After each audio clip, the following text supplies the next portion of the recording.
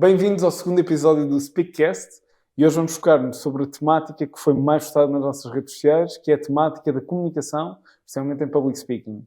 Comigo tenho a Lia, que é a nossa formadora especialista, quer em public speaking, quer em comunicação de ciência, e vamos estar a abordar um bocadinho as melhores ferramentas e as melhores técnicas que podemos ter para qualquer pessoa, quando for fazer um discurso ou mesmo numa reunião, conseguir falar de uma forma mais confiante e mais confortável em público. Lia, antes de mais, só aqui para começarmos, o que é que tu achas que é uma boa comunicação? O que é que caracterizas como boa comunicação? Uma boa comunicação é basicamente conseguir transmitir uma mensagem, não só a nível oral, onde conseguimos realmente ter um objetivo que conseguimos passar à audiência, mas também a nível de não verbal, com uma boa postura, com uma boa linguagem não verbal. Okay. Dentro daquilo que tem sido a tua experiência também de dar formações de public speaking e mesmo da tua própria experiência a falar em público, o que é que tu achas que têm sido as maiores dificuldades que tens visto da maioria das pessoas? A maioria das pessoas diz-me sempre que sente-se muito nervosa a começar efetivamente. Ou seja, sentem que têm o discurso todo preparado, que realmente fizeram uma boa estrutura, mas depois, quando chegam ao palco, deixam-se de certa forma dominar pelo nervosismo e depois não conseguem atingir propriamente os objetivos. Por isso eu diria que o nervosismo é o maior obstáculo.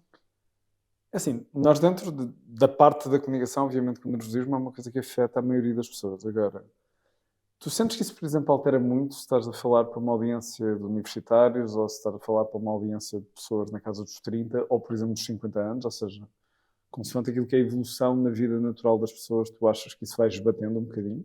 Eu acho que tem muito a ver com o conforto que a pessoa tem com o público que está à frente. Por exemplo, muito provavelmente uma pessoa que está na casa dos 18 anos vai ter uma maior facilidade para falar exatamente para pessoas com 18 anos. Uma pessoa que já tenha, se calhar, 30 anos vai estar mais habituada a falar para pessoas que têm uma maior idade. Por isso, nesse sentido, inicialmente, provavelmente acontece esta situação de estamos mais à vontade com as pessoas da nossa idade, mas o nervosismo afeta na mesma. É só que normalmente existe aquela ideia pré-concebida que é alguém que tenha mais experiência a falar em público vai falar sempre melhor em público. Ou seja, alguém que tenha 50 anos, com 20 anos de carreira, por exemplo, a partir vai estar mais à vontade de falar em público do que um jovem de 18 anos, 16 anos ou mesmo de 20 anos. Isso, na grande maioria dos cenários, acaba por não acontecer. Ou seja, aquilo que é a nossa reação de nervosismo é uma coisa perfeitamente biológica, perfeitamente natural, que nos acontece sempre, e no final do dia, sendo uma reação biológica, significa que nós, se vamos fazer uma apresentação e estamos nervosos antes dela, significa que nós estamos preocupados com ela. O erro, muitas vezes, é nós acharmos que com os anos aquilo vai passando. E o problema é, se eu estiver a fazer uma coisa com a qual eu me sinto mal e estiver a aplicar as ferramentas erradas e estiver a fazer a coisa mal e fizer mais vezes durante mais anos, esse problema só vai piorar e a ferida só vai infectar mais. Enquanto que se nós, aquilo que nós temos de fazer, independentemente da idade, é garantir que adquirimos as melhores ferramentas para saber, de acordo com a minha comunicação individual, o que é que resulta melhor para as minhas reações de nervosismo. E só um exemplo sobre isto, que é, pessoas, por exemplo, que sejam mais jovens, muitas vezes acabam por ter menos vícios em comunicação. E menos vícios em comunicação acaba por ser uma coisa que é mais fácil de trabalhar do que propriamente pessoas que já fazem o mesmo comportamento negativo há 10, há 20, há 30 anos. E, portanto, aí mesmo dentro dessa evolução pode ser um bocadinho diferente. Agora, relativamente à questão do nervosismo, esta parte biológica de nós temos essa reação significa que nós, a partir do momento que nos preocupamos, temos essa reação biológica de nervosismo. Porquê é que tu achas que mesmo assim é positivo as pessoas preocuparem-se antes de uma apresentação? Eu penso que as pessoas têm uma ideia errada do que realmente o que é o nervosismo. Pensam que quem se sente nervoso é porque não está bem preparado ou porque devia ter investido mais tempo na apresentação, mas isso não é bem o caso. Ou seja, esta questão do nervosismo, como estavas a dizer, é perfeitamente natural e revela realmente uma preocupação. Por isso, em vez de nós ficarmos a pensar que se estamos nervosos antes de uma apresentação, que é porque não estamos preparados, pelo contrário, devíamos usar o nervosismo para usar a nosso favor e para criar esta adrenalina que vai até potenciar a nossa comunicação, em vez de nos deixarmos controlar propriamente pelo nervosismo. Mas, por exemplo, pegando nesse segmento, se a lógica, aquilo que gera a parte da preocupação ou aquilo que gera a parte do nervosismo é a preocupação, se eu conseguir mentalizar-me que aquilo é irrelevante, que é indiferente, se eu conseguir não me preocupar, a partir de não fico nervoso. E logo vou-me sentir mais confortável e vou ter uma melhor apresentação. Em princípio, podíamos dizer que as pessoas ficam efetivamente com menos preocupação e menos nervosismo, mas isto não é necessariamente um bom sinal, porque depois vão ter uma preparação que é menos eficaz, vão se calhar não conseguir atingir os objetivos, muitas vezes se calhar até vão a improviso falar em público e depois realmente todas estas questões de conseguir alcançar os objetivos não vamos conseguir avançar. A questão é essa, que é, as pessoas muitas vezes diferenciam uma coisa em nervosismo, que é aquilo que nós queremos no final do dia é ter a melhor apresentação possível. E ter a melhor apresentação possível significa que conseguimos não só passar a nossa mensagem, como conseguimos captar, manter a atenção e maximizar a retenção de informação, ou seja, aquilo que as pessoas se relembram no final daquela apresentação. E muitas vezes aquilo que é a lógica de anular a parte da preocupação faz com que as pessoas se preparem menos. Porque se eu não me preocupo, eu não quero saber daquilo, não vou ter incentivo nenhum para estudar sobre o tema, para ganhar domínio sobre a temática, de tentar perceber como é que eu posso estruturar o discurso para ser mais cativante, ou se quer dar atenção àquilo que é a minha linguagem não verbal, o que significa que sem essa preocupação, sem esse incentivo, sem esse fogo no rabo para sermos melhores, só possivelmente chega lá, faz uma coisa de improviso, internamente sente-se melhor, mas externamente, como não teve um incentivo para se preocupar e para trabalhar naquilo que é a sua comunicação e na apresentação em si, o resultado final será particularmente pior. E, portanto, todas aquelas lógicas de desvalorizar a situação, não te preocupares, pensa que é normal, imagina a audiência nua. Tudo isto é das piores coisas que nós podemos dizer a uma audiência, porque a partir do momento que as pessoas não se preocupam, não vão querer fazer as coisas bem. E se nós não quisermos fazer as coisas bem, é de certeza que não correm bem. A parte da preocupação, para mim, é essencial, porque significa que nos dá um incentivo para preparar melhor as coisas. A partir do momento que eu tenho esse incentivo, eu tenho de perceber como é que eu arco com as consequências negativas dessa mesma preocupação, que é a reação de nervosismo. E se há preocupação, existem dois tipos de oradores, que é o nervoso e o mentiroso. E é a reação biológica. Nós temos de ver como é que nós lidamos com isso. Uma coisa que muitas vezes as pessoas dizem, até na parte das formações, é... Perguntamos, por exemplo, a diferença entre aquilo que é um bom orador e um mau orador. E muitas vezes as pessoas pensam que a diferença entre um bom e um mau orador depende da quantidade de nervosismo que cada um produz. Quando, na verdade, um bom orador e um mau orador têm exatamente a mesma reação biológica de nervosismo. A diferença é um mau orador, ao início, possivelmente chama aquela mesma reação pânico. Passado algum tempo já é medo de falar em público. Passado algum tempo já é nervosismo. Passado algum tempo já é nervoso miudinho. Passado algum tempo já é adrenalina e já é entusiasmo. É exatamente a mesma coisa. Aquilo que vai mudando é o nosso grau de controle sobre essa mesma reação. Tendo em conta isto, e aquilo que nós precisamos é de controlar o nervosismo, quais é que tu achas que, na tua opinião, são as melhores técnicas? Se tivesse de dizer 3 técnicas para alguém se sentir mais confortável a falar em público e menos nervoso, quais é que seriam essas para controlar o nervosismo? Eu sinto que o nervosismo que nós temos quando vamos falar em público consegue ser, sobretudo, mais controlado nos 10 a 15 minutos antes de nós irmos para cima do palco.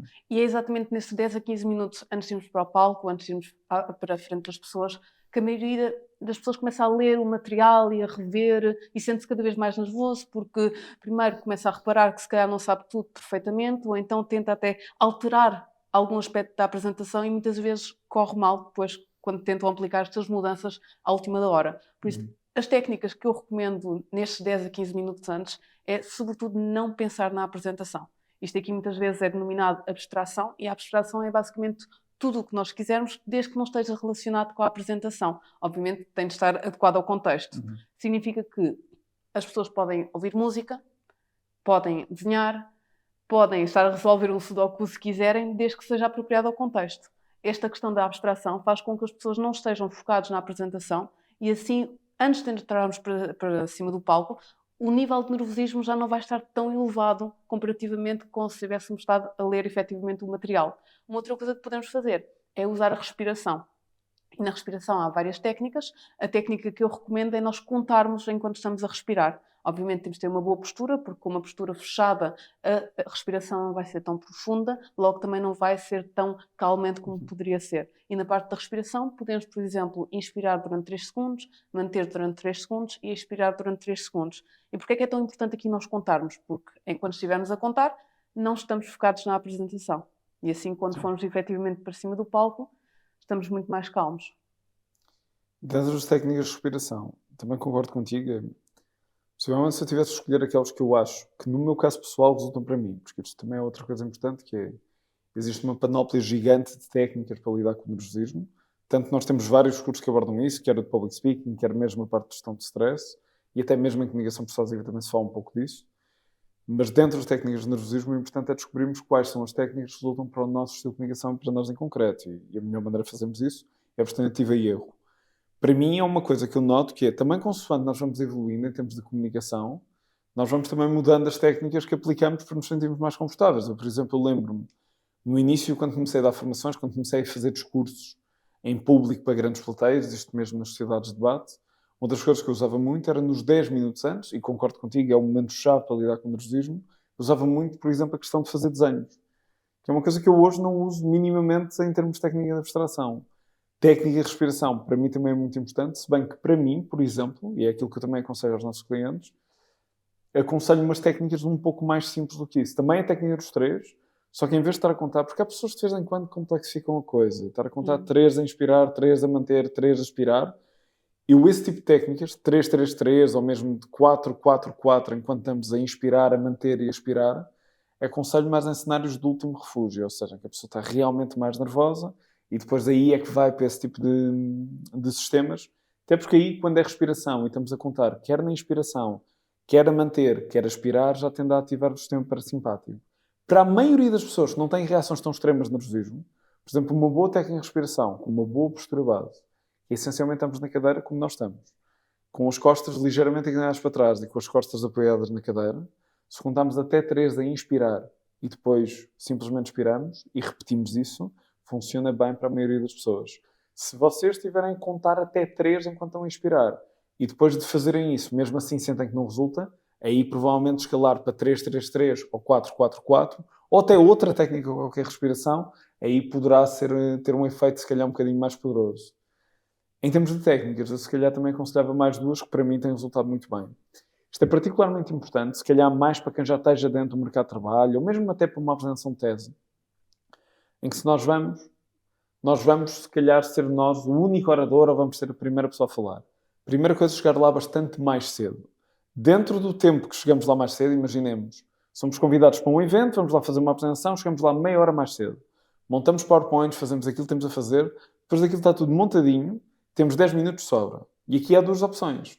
Eu pego nestes 10 minutos, fico no meu canto ao telemóvel, à espera que as pessoas entrem e depois aí começa a minha apresentação, fico na minha bolha. Ou, alternativamente, pego nesses 10 minutos, vou para o coffee break, falo com as pessoas da organização, vou metendo conversa com os participantes que chegam mais cedo, vamos fazendo ali algum tipo de networking. E, por norma, aquilo que nós vemos é o orador que tende a sair daquilo que é o seu espaço, da sua bolha, a ir para o coffee break, falar com as pessoas, falar com os participantes, tende naturalmente a ser visto como mais carismático e tende a ter uma melhor apresentação. E porquê é que isto acontece? Isto é provavelmente as melhores técnicas que nós temos para lidar com o nervosismo. Se eu previamente à minha apresentação já estiver a falar com as pessoas dentro do coffee break, os participantes chegam mais cedo, nós já estamos a criar laços de empatia e de ligação com essas pessoas.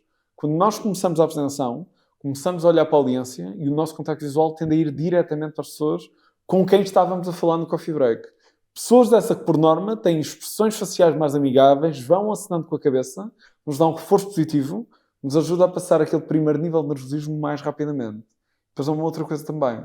Especialmente se for uma apresentação logo de manhã, em que a pessoa está há muito tempo sem falar, se eu estiver num estado completamente passivo, a ir de carro para lá, sem falar com ninguém há 1 hora, 2 horas, aquilo que está a ser pedido de mim a falar em público é passar de um estado completamente passivo para um estado extremamente ativo.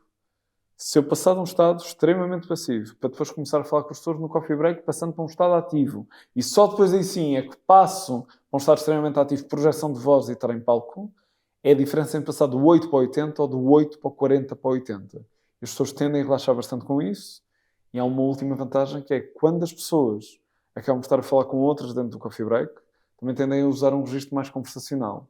E esse tom conversacional é sempre muito mais empático do que um tom de discurso.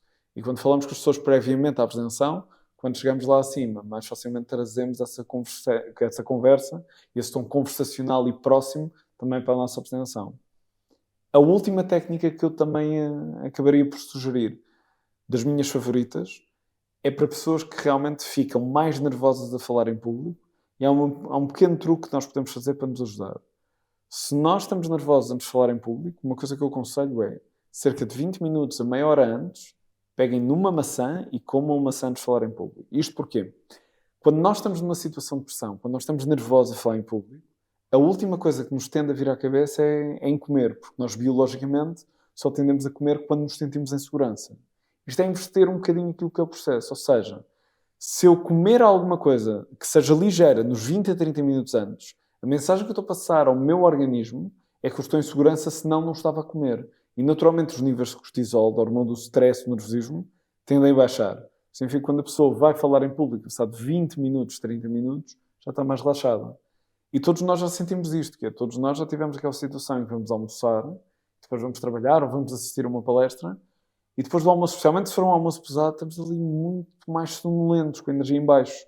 E isso foi exatamente este efeito de relaxamento da comida. Por isso é que queremos uma refeição ligeira, como uma maçã. Se for demasiado pesado, aquilo também é relaxamento a mais. Agora, dentro da maçã tem outras vantagens. Este efeito de redução de nervosismo acontece quer com frutos secos, quer com a maçã, quer, por exemplo, com umas bolachas. A maçã em concreto é uma coisa que nós aconselhamos porque não só reduz o nível de nervosismo. Primeiro, há pessoas que, por exemplo, quando ficam nervosas, ficam com as expressões faciais bloqueadas. Quando nós comemos uma maçã, nós estamos a usar os mesmos músculos faciais para trincar a maçã que usamos para sorrir. Logo, a cara tende a libertar e a criar mais empatia com a audiência. E a própria textura da maçã desobstrui aquilo que é o nosso aparelho oral, o que significa que vamos ter mais facilidade em projetar a voz, ao mesmo tempo também hidrata as nossas cordas vocais. E quando começamos a apresentar, não só estamos menos nervosos, como até temos benefícios em termos vocais de utilizar a maçã nos 10 a 20 minutos ou até 30 minutos antes daquilo que é a nossa apresentação. Voltando aqui à parte também do nervosismo. Nós fazemos estas técnicas para controlar e para prevenir a parte do nervosismo. Agora, como é que tu achas que a maioria das pessoas nota que alguém está nervoso a falar em público? Quais são os sinais que denotam isso? Do ponto de vista não verbal, notamos muito facilmente que se calhar a pessoa até começa se calhar, a gaguejar ou começa a ficar muito vermelho, e depois há uns sinais de alerta que, de certa forma, passam uma mensagem subconsciente de nervosismo, que até pode ser, por exemplo, aquelas pessoas que começam a mexer muito nas mãos ou até podem ter uma caneta e começam a passar a caneta de um lado para o outro. Isto é o que nós chamamos, em tudo o que é comunicação, tiques de autoacalmia. É o que até os bebés fazem quando se estão a acalmar, agarram nos pés, apertam. Ora, nos bebés isto é fofo, nos adultos isto realmente passa nervosismo. Ou seja, quando as pessoas começam a tocar, por exemplo, na aliança, tocar no cabelo, tocar em objetos, isto é efetivamente as pessoas a tentarem passar o nervosismo para um objeto para se conseguirem acalmar. O problema é que a audiência vai começar a sentir um certo desconforto, e também se sente, esta questão do desconforto também está ligada com o facto de nós termos uns neurónios chamados neurónios espelho, que é de certa forma, podíamos simplificar dizendo que são os neurónios responsáveis pela imitação subconsciente de certos comportamentos. Ou seja, não é se eu levantar o braço, toda a gente vai levantar o braço, mas é, por exemplo, que se eu estiver desconfortável e visivelmente desconfortável, muitas vezes o público vai sentir aquela questão da vergonha alheia, e a melhor maneira para impedir de sentir vergonha alheia é desviar o olhar. Agora, quais é que são as consequências de desviar o olhar? É que o orador perdeu por completo a atenção do público, e a partir do momento que nós perdemos a atenção do público é muito difícil reganhá-la. Daí ser tão importante nós estarmos confortáveis. E voltando então a esta questão dos neurónios espelho, isto funciona do lado negativo, ou seja, se eu estou desconfortável, passo uma mensagem desconfortável, mas se eu estiver confortável, passo também uma mensagem de conforto. Logo também gera mais empatia. E falando aqui também na questão de empatia, que mencionaste tantas vezes, isto também está ligado com o facto de empatia ser um dos 6 fatores de influência. Aliás, o fator mais importante de influência cá em Portugal. E nesse sentido realmente devemos ter em consideração ter mais empatia. Por exemplo, não precisamos estar com um sorriso amarelo, como falamos com as pessoas, mas não ter necessariamente uma postura fechada, uma cara fechada. Por exemplo, quando nós subimos para palco, vale a pena olhar para a audiência. O facto de nós criarmos contacto visual vai fazer com que as pessoas se sintam mais à vontade. Daí também esta técnica de falar previamente com as pessoas, porque depois, quando estamos em palco, já olhamos para aquelas pessoas com quem falamos e passa a mensagem para toda a gente que realmente estamos confortáveis. Já agora, dentro disso que tu estavas a dizer, que é, mesmo dentro da parte de empatia, uma coisa que de vez em quando acontece é, todos nós sabemos que, ok, sorrir mostra disponibilidade para a audiência e ajuda a criar empatia. Mas há pessoas, e, por exemplo, isto aqui até acaba por ser o meu caso muitas vezes, em que não se sentem à vontade a sorrir, ou não são pessoas naturalmente sorridentes. E muitas vezes aqui o erro é, ok, eu para criar empatia eu tenho de sorrir. E se eu fizer um sorriso falso, na maioria dos cenários as pessoas notam isto. E se eu for um sorriso falso, automaticamente as pessoas criam barreiras entre aquilo que é a nossa comunicação e eles. Se as pessoas não têm facilidade em sorrir, se é uma coisa que não é tão natural para elas, há outras 2 ferramentas não verbais que nós podemos usar para isso. Ou pelo menos até 3, até. Que é dentro da nossa linguagem não verbal, nós para criarmos empatia, se nós fizermos contacto visual, como estavas a dizer, é mais importante para criar ligação com o outro lado do que propriamente o sorriso. Se não tivermos a vontade para sorrir, aquilo que é a melhor alternativa a isso é a parte de uma gesticulação mais aberta. Ou seja, se eu gesticular de forma mais aberta, eu naturalmente tendo a ser visto como mais empático por parte da audiência, mesmo que a pessoa não tenha tanta tendência para sorrir. E finalmente a última coisa, se nós estamos a falar com alguém, se eu virar, em vez de virar apenas a minha cabeça, se eu virar o tronco na direção dessa pessoa, aí eu mostro mais interesse e maior disponibilidade. E, portanto, não é simplesmente usar a parte do sorriso. Se for uma coisa natural boa, se for uma coisa muito forçada, se eu pelo menos fizer contacto visual, tentar ter uma gesticulação mais aberta e virar o meu tronco para a pessoa com quem estou a falar, aí mais naturalmente eu também crio empatia. Portanto, não é apenas o sorriso, há também estas ferramentas que nos vão ajudar. Já pegando também nessa tua mensagem, que é, em termos de comunicação, há muitas vezes aquela diferença de, ok, o que é mais importante a comunicação? Se é a forma ou se é o conteúdo? Isto aqui, obviamente, é uma falsa dicotomia, precisamos das duas. Agora, por exemplo, para captar a atenção, como é que a mensagem pode ser relevante para captar e para manter a atenção? A forma como trabalhamos a nossa mensagem. Então, a mensagem, muitas pessoas gostam de começar a apresentação dizendo, se calhar, quem é que são e depois vão, se calhar, para o índice e depois vão para o desenvolvimento. Isto não é a maneira certa de começar, porque quando as pessoas começam a ouvir uma apresentação pessoal e o índice, têm uma maior facilidade a desligar. Por isso, nós devemos ter aqui uma estrutura bem assente quando queremos comunicar. E uma das maneiras para realmente conseguir ter uma forma certa logo quando começamos é criar um impacto logo ao início, ou seja, criar uma abertura. E como é que nós fazemos isto? Podemos, nomeadamente, usar uma pergunta que faça com que as pessoas pensem sobre o assunto, uma pergunta que crie curiosidade, ou então uma frase impactante. E em cenários mais formais, uma citação também pode funcionar. Agora, de qualquer maneira, quer seja através de uma pergunta, uma frase impactante ou uma citação, isto tudo tem de ser curto, porque esta parte da abertura corresponde à primeira imagem que as pessoas têm de nós. Esta primeira imagem, dependendo dos estudos, pode ser 7 segundos, 10 segundos ou 20 segundos, ou seja, é curto. Não posso agora usar uma citação de um parágrafo inteiro. Se eu quiser usar uma citação, uso parte dela, ou seja, eu recomendo aqui 1 a 2 frases. Algo que realmente crie impacto para que as pessoas nos deem atenção. Porque sem atenção, a mensagem, a forma não terão tanta importância porque as pessoas não vão estar a ouvir o que estamos a dizer. Até porque há outra coisa, que é, dentro da parte da atenção, muitas vezes as pessoas pensam de, eu vou começar a apresentação e dizer, olá, o meu nome é Ernesto Silva e estou aqui para fazer isto, aquilo, aquilo outro. Isto é mais do mesmo. É quase tão mau quanto começar com gostava de agradecer o convite, gostava de agradecer a audiência, gostava de agradecer a Nossa Senhora de Fátima e sucessivamente. Se eu começo uma apresentação assim, a mensagem que eu estou a passar naqueles 10, 20 segundos é uma mensagem que é outra vez arroz, é mais do mesmo, não vale a pena ouvir.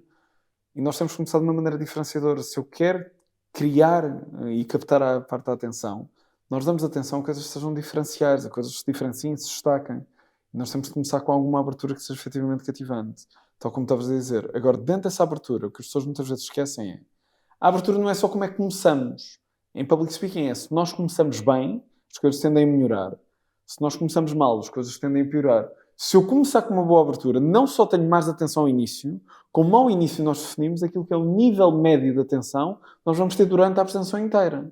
Eu, basicamente, da maneira como a pessoa começa, vejo, vou dar muita atenção, média atenção ou pouca atenção. Começar bem não é só bom para o início. Se eu começar bem, vou ter muito mais facilidade em manter a atenção e até reganhar a atenção no caso de a perder durante a apresentação. Portanto, é começar com o pé direito e garantir condições para a apresentação como um todo correr melhor. Sobre a parte da atenção, há aqui também 3 ferramentas que eu acho que podem ser interessantes, para além da parte da estruturação, de como é que nós conseguimos tornar os nossos discursos mais atentos por parte da audiência. A primeira ferramenta que eu acho que é importante, é aquilo que nós chamamos bombas de atenção. O que é que são bombas de atenção?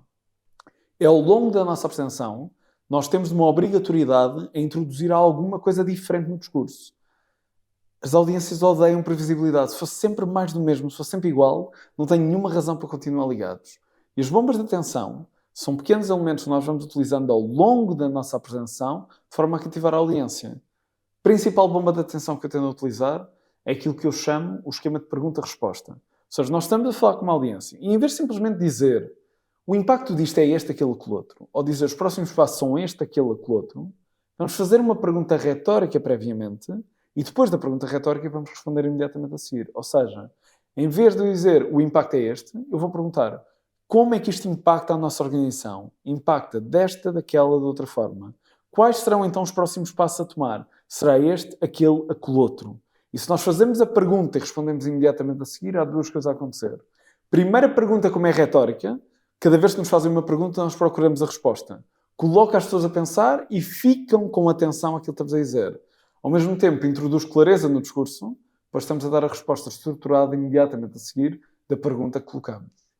Segunda questão aqui para manter a atenção da audiência, é aquilo que nós chamamos de enfatizadores.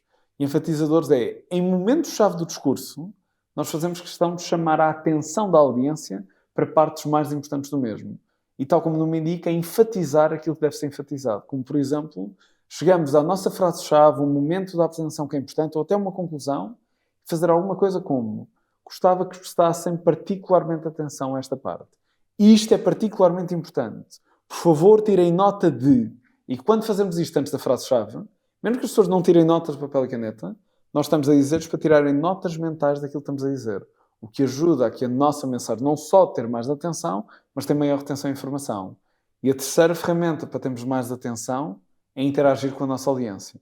Dentro dessa interação, cada vez que há interação com a audiência, nós temos a envolver a audiência dentro da apresentação, que faz com que deixe de ser um monólogo e passe a ser uma conversa.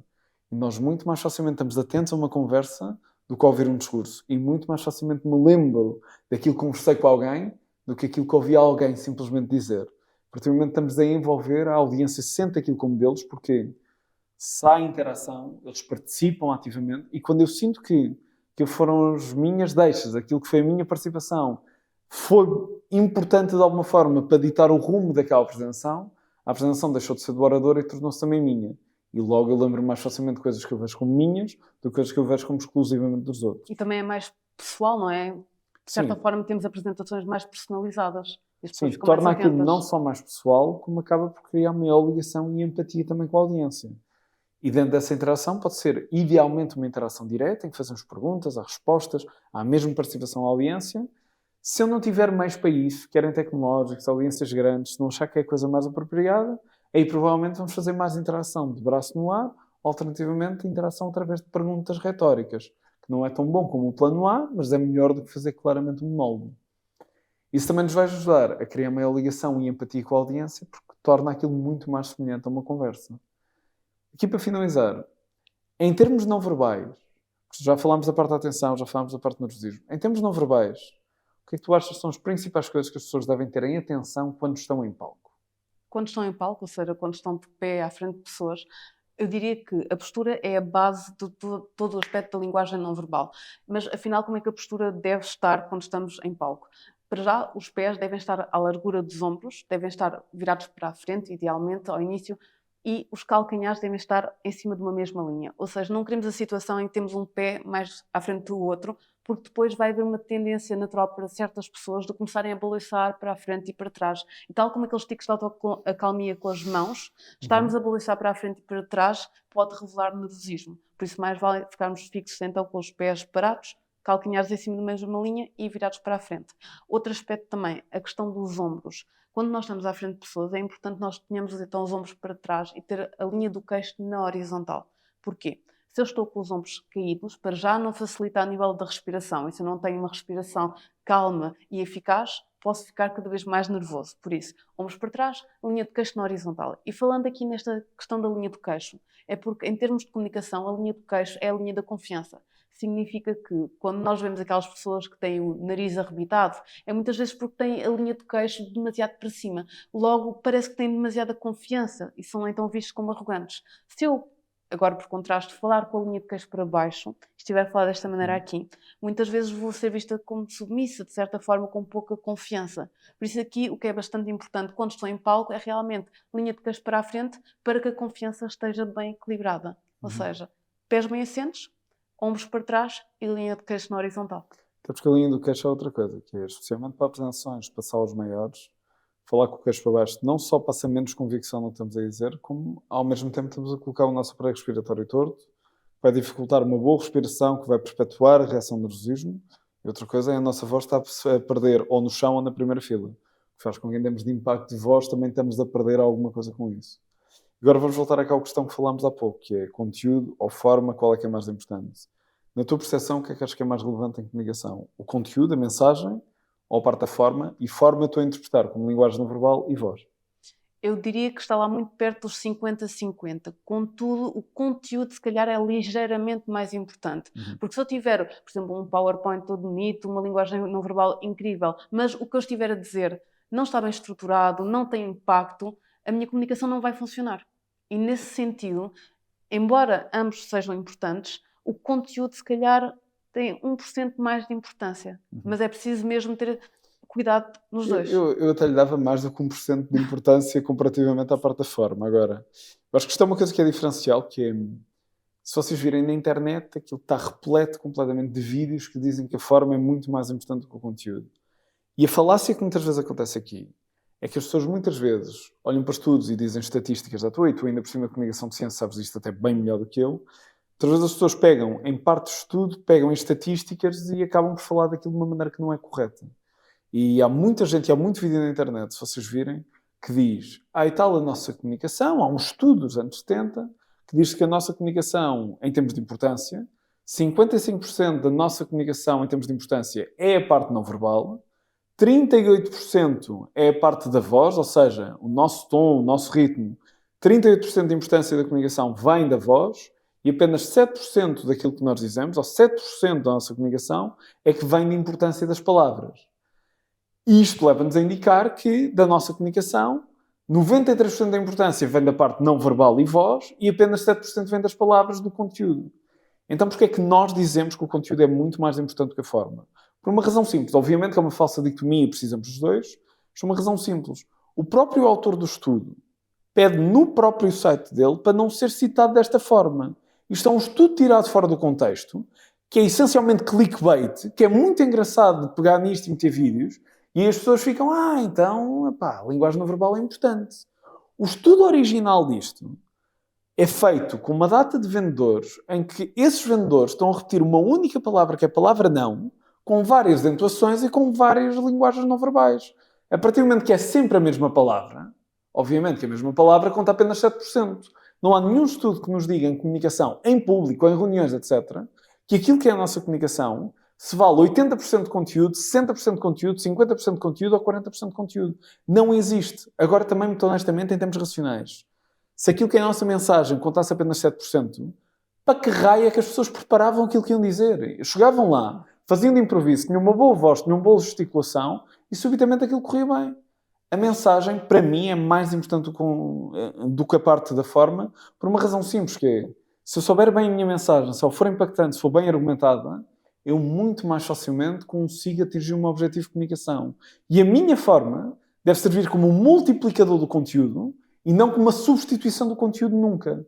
E se eu souber o meu objetivo e aquilo que é a minha mensagem, eu tenho a ver qual a melhor maneira para transmitir esta mesma mensagem. E se tiver uma boa forma, um bom conteúdo torna-se um excelente conteúdo. Se eu tiver uma má forma, um bom conteúdo torna-se um mau conteúdo. Mas é sempre como efeito de multiplicação, mas o conteúdo e a mensagem é a base. Isto é igual, quer em comunicação de ciência, quer em comunicação política, quer em comunicação no mercado de trabalho. E, portanto, primeiro temos de dedicar atenção àquilo que é o nosso conteúdo e até vamos ver. Nós começámos até este podcast a falar que aquilo que é a base da comunicação é atenção e retenção de informação.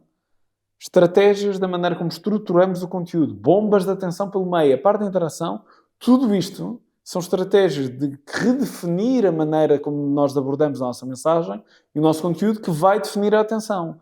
E a maneira como, por exemplo, introduzimos técnicas de retórica no discurso vão ditar a retenção de informação que as pessoas vão ter do discurso.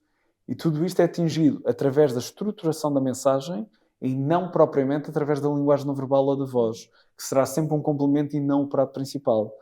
Agora, se é 50%, 51%, 60% ou 70%, ninguém sabe bem. Agora, para mim, eu prefiro sempre dedicar primeiro mais atenção à mensagem e garantir que ela está à prova de bala e só depois daí ver qual a melhor forma para acompanhar. Aqui, para terminar, tu tendo em conta que és especialista, quer na parte do public speaking, quer na parte de comunicação de ciência, qual é que tu achas que é a principal diferença? Também já para falarmos até no próximo episódio do podcast sobre comunicação de ciência. Qual é que tu achas que é a maior diferença entre comunicação naquilo que é o mercado de trabalho, na maioria das áreas, comparativamente à comunicação de ciência? Então, a comunicação de ciência, muitas vezes as pessoas pensam que quem faz ciência sabe automaticamente comunicar ciência. E não é bem o que acontece. Significa que, contrariamente àquela comunicação para o mercado de trabalho, que de certa forma faz parte do cotidiano, a comunicação de ciência é um trabalho extra que temos de fazer. Ou seja, o cotidiano do cientista não tem necessariamente comunicação de ciência. Vai precisar de umas técnicas completamente à parte do próprio trabalho para conseguir comunicar o trabalho que anda a fazer.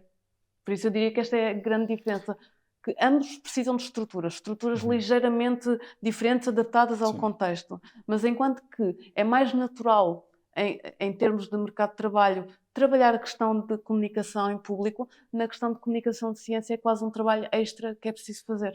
Até porque existe muito ainda um preconceito, uma ideia errada de que cientistas não precisam comunicar, programadores não precisam comunicar, engenheiros não precisam comunicar.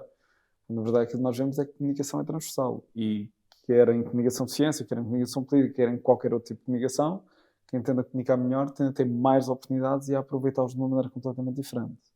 Aqui, para terminarmos, acho que há aqui uma última mensagem, que é isto da comunicação ao mundo, falar em público é muito interessante, só que não se aprende ouvindo, não se aprende lendo, aprende-se essencialmente falando. Nós estamos falando aqui de várias técnicas, de várias ferramentas que são úteis à maioria das pessoas. Essas ferramentas só vos servem de alguma coisa se pegarem nelas e as aplicarem, por tentativa e erro, tentarem descobrir o que é que resulta melhor para vocês em concreto. Portanto, peguem nestas ferramentas, apliquem-nas, falem, porque é assim que aprendemos a comunicar melhor, e com estas ferramentas vão falar, mas vão falar bem melhor. Da nossa parte, fica o episódio por aqui. Vemo-nos no próximo episódio do Speakcast. Obrigado e até à próxima.